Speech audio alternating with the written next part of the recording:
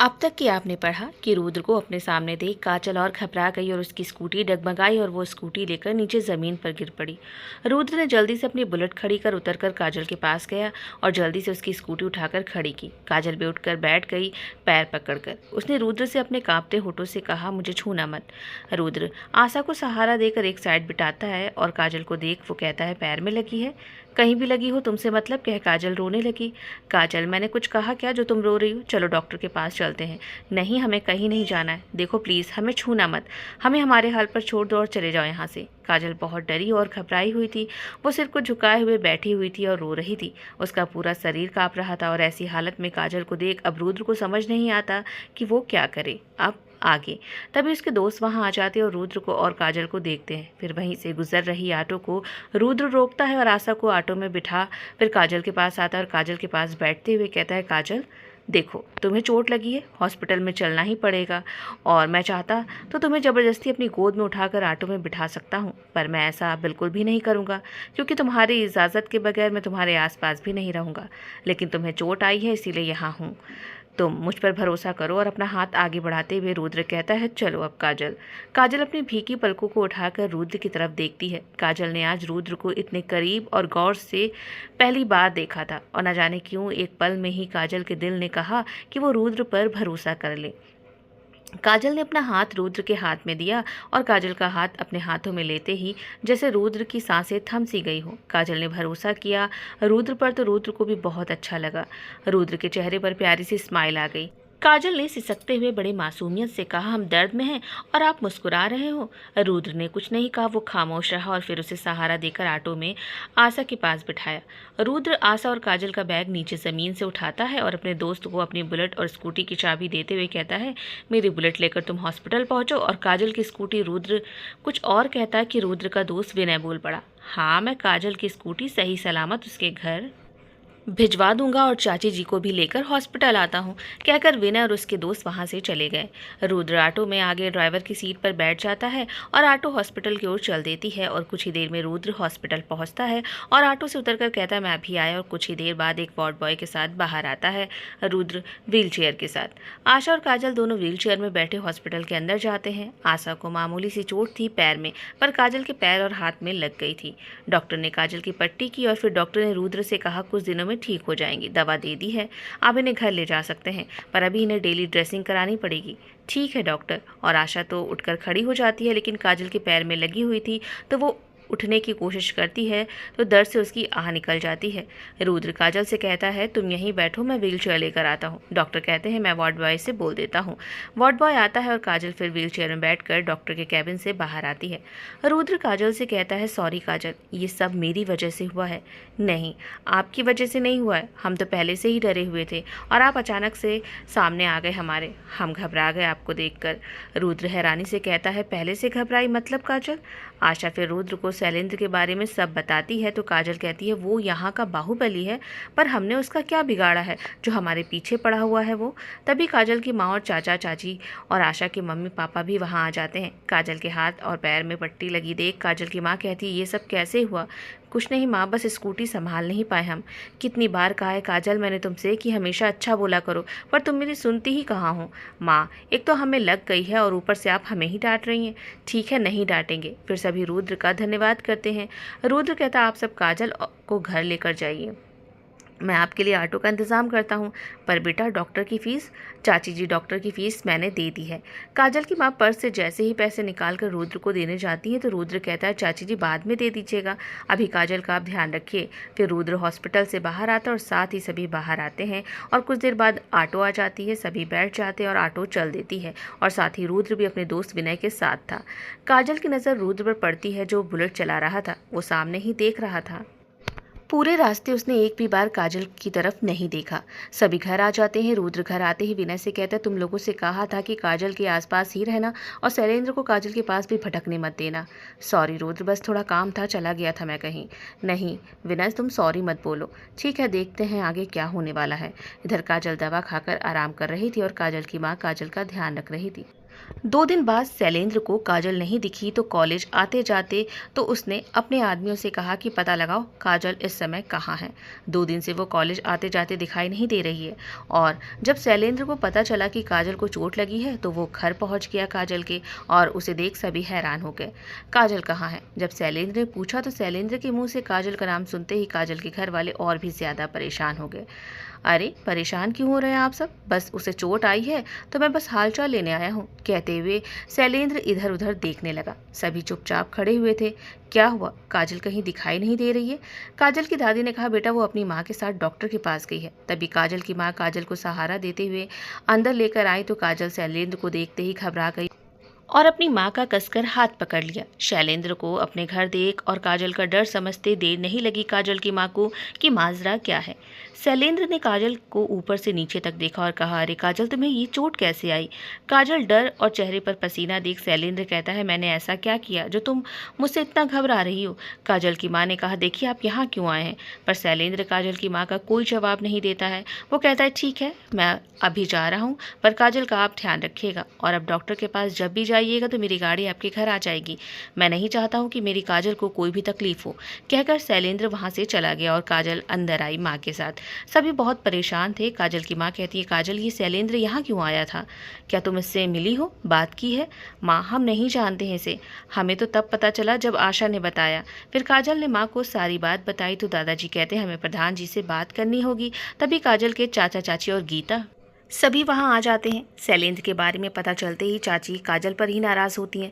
देखा इसीलिए ये यहाँ आई है, अच्छा खासा लखनऊ में थी, अब लो एक और बवाल शुरू हो गया। अरे क्या ज़रूरत थी उस शैलेंद्र से बात करने की, उसके आसपास भटकने की? ज़रूर काजल गलती तुम्हारी ही तरफ से हुई है, ये गांव है शहर नहीं। चाची हमने कुछ नहीं किया है, हमने तो उसे उस दिन पहली बार देखा था, इससे पहले ना कभी हमने देखा और ना ही बात की उससे कभी, तो फिर वो यहाँ कैसे आ गया बिना बात के? काजल के चाचा गुस्से में कहते, बस करो गीता की माँ, काजल को दोष देना बंद करो। तुम नहीं जानती क्या शैलेंद्र के बारे में जो काजल को ही सुना रही हो? शैलेंद्र को सभी जानते हैं, काजल बिटिया की कोई गलती नहीं है। हाथ चढ़ाइए और सिर पर इसे। अब क्या होगा सोचा भी है आपने?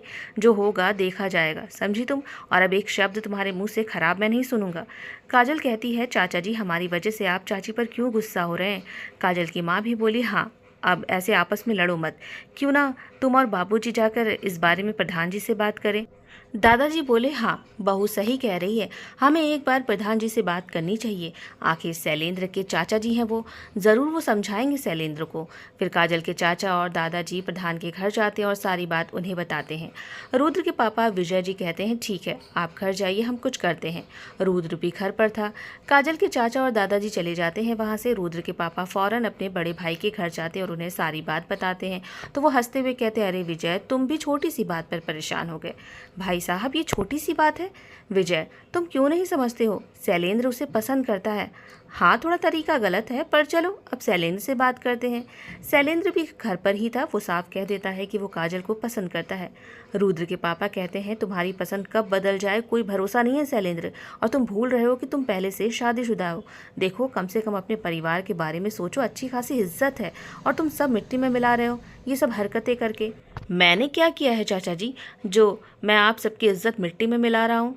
उसके साथ ज़बरदस्ती की या छेड़ा उसे? कुछ कहा नहीं है मैंने उससे, अच्छे से बात मैंने की है उससे। और रही बात कि मैं शादीशुदा हूँ तो अब मेरा तलाक हो रहा है, तो मेरे बीच में कोई ना आए तो वही ठीक रहेगा।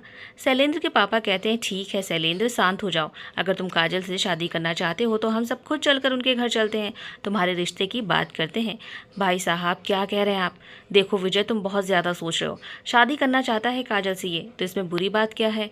भाई साहब आपने ही इसे सिर पर चढ़ाया है। देखिए भाई साहब जाइए कीजिए बात शैलेंद्र की शादी की, पर अगर लड़की ने मना किया तो फिर बात वही ख़त्म हो जानी चाहिए। अरे कैसे बात खत्म हो जाएगी चाचा जी, मैं शादी अब काजल से ही करूँगा। रुद्र के पापा कहते हैं, आप सबसे तो बात करना ही बेकार है, मैं जा रहा हूँ भाई साहब, और आपकी इज्जत करता हूँ इसीलिए चुप हूँ, मैं नहीं चाहता हूँ कि हमारा परिवार बिखरे। कहकर रुद्र के पापा चले गए और वो घर पर परेशान बैठे हुए थे। रुद्र की माँ कहती है, क्यों ऐसे परेशान हो रहे हैं? रुद्र की माँ, मेरा इस गाँव का प्रधान होने का क्या फ़ायदा जब मैं उनके दुख दर्द को ना समझ पाऊँ और ना ही साथ दे पाऊँ उनका। सावित्री बहन ने जीवन भर संघर्ष किया और अब सेलिन की नज़र उस परिवार पर पड़ गई है और मैं चाहकर भी कुछ भी नहीं कर सकता हूँ। आप परेशान मत हो, सब ठीक हो जाएगा। और वहीं खड़ा रुद्र ये सब सुन रहा था। रात के वक्त रुद्र छत पर लेटा काजल के बारे में ही सोच रहा था। तभी काजल की माँ आती है और रुद्र के सर पर प्यार से हाथ फेरते हुए कहती है, काजल के बारे में सोच रहे हो? रुद्र कहता है, नहीं माँ। बेटा तुम कुछ करते क्यों नहीं हो? माँ क्या करूँ मैं, आप ही बताओ। बेटा काजल की ज़िंदगी बर्बाद हो जाएगी, अब तुम उसकी ज़िंदगी बर्बाद होने से बचा लो। देखो बेटा, एक तुम ही हो जो शैलेंद्र को संभाल सकते हो, उसे रोको बेटा कुछ भी करके। माँ कैसे रोकूं, आप ही बताओ। अभी रोक लूँगा कुछ भी करके, लेकिन जिस दिन मैं यहाँ से चला गया उस दिन क्या होगा? फिर से ये सब शुरू हो जाएगा। मेरे जाने के बाद फिर वो काजल को परेशान करेगा। तो मत जाओ बेटा, काजल से ही तुम शादी कर लो। बेटा तुम्हारे जाने के बाद शैलेंद्र काजल से शादी करके रहेगा और फिर तुझे ही तकलीफ होगी। माँ ये नहीं हो सकता है, मैं कैसे काजल से शादी कर सकता हूँ और मुझे नहीं पता कि अब क्या होगा। ठीक है बेटा, जो होगा ठीक है, होने दो उसकी ज़िंदगी बर्बाद। उसकी किस्मत में जो होगा वो ही जाने। और मैं क्यों इतना उस लड़की के लिए परेशान हूँ? मेरी है ही कौन जो उसके लिए सोच रही हूँ इतना? कहते हुए रुद्र की माँ वहाँ से जाने लगी। फिर रुक कर पलट कर रुद्र की तरफ उन्होंने देखा और कहा, माँ हूँ तेरी, जानती हूँ भले कुछ भी कह रहे हो तुम, पर उसकी फिक्र है तुझे, इसीलिए तो तुमने खाना भी नहीं खाया। फिर रुद्र की माँ चली गई। रुद्र उठा और फौरन छत से नीचे आया और घर से बाहर आकर अपनी बुलेट स्टार्ट किया और वहाँ से निकल गया। और कुछ ही देर में वो काजल के घर के पास अपनी बुलेट रोकता है, पर उसे समझ नहीं आता कि आगे वो ऐसा क्या करे जिससे काजल सेफ रहे। बहुत देर सोचने के बाद वो बुलेट से उतरकर घर के दरवाजे के पास गया और दरवाजे पर दस्तक दी। तो कुछ देर बाद काजल के दादाजी ने दरवाज़ा खोला और रुद्र को देखते ही कहा, अरे रुद्र बेटा तुम यहाँ? वो आप सबसे कुछ बात करनी है। हाँ बेटा अंदर आओ। रुद्र अंदर जाता है तो देखता है कि सभी ज़मीन पर बैठकर साथ में खाना खा रहे थे। रुद्र कहता है, माफ़ करना आप सब, मैं सुबह आता हूँ। अरे क्यों बेटा, बैठो तुम भी हमारे साथ खाना खाओ, कहकर काजल की माँ उठी और रुद्र के लिए खाने की थाली लगाई और उसके सामने रख दी। रुद्र ने एक नज़र काजल को देखा जो कुर्सी पर बैठी हुई थी। काजल और रुद्र दोनों की नज़रें एक पल के लिए टकराती है। फिर सभी साथ में बैठकर खाना खाते हैं। खाने के बाद दादाजी बोले, हाँ बेटा अब बोलो क्या बात करनी है?